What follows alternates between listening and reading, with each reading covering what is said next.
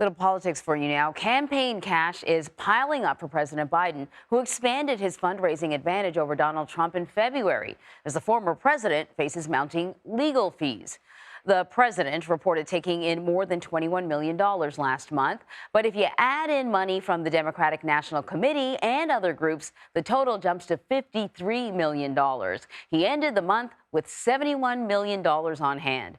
Meanwhile, Trump's campaign raised just over $10 million in February, ending the month with more than $33 million cash on hand. And so far this year, his campaign has spent more than $1.7 million on legal fees, which doesn't include the fees paid out by his Save America PAC.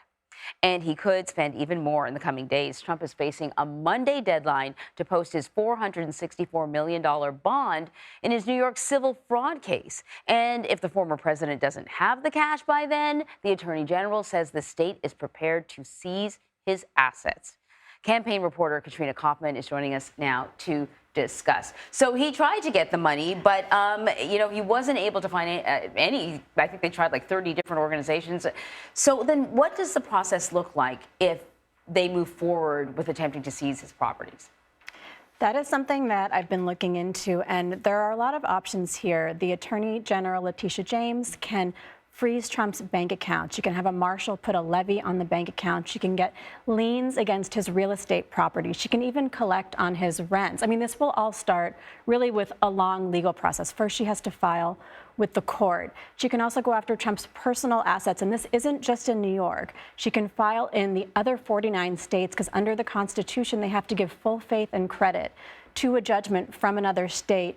One complicated one could be Florida, because they have a homestead law where if it's your primary residence, it can't be taken from you. So about Mar-a-Lago, that is debatable, but it's something that he could try to argue. Now, Trump could potentially, he has some options here.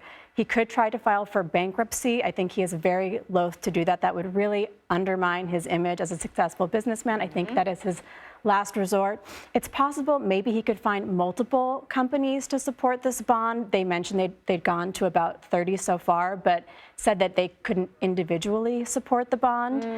There is also the possibility he asked for a stay from the appellate court. So potentially before Monday, that court could step in. They could grant him the stay. They could decide to reduce the bond.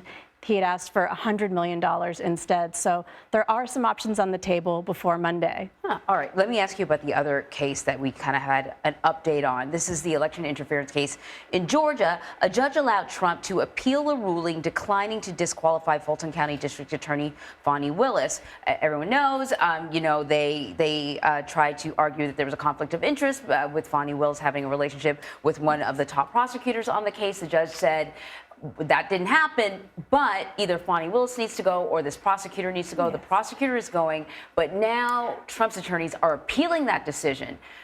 Does the case move forward, or is it still stuck in suspended animation while they determine the appeal? For now, the case is going to move forward.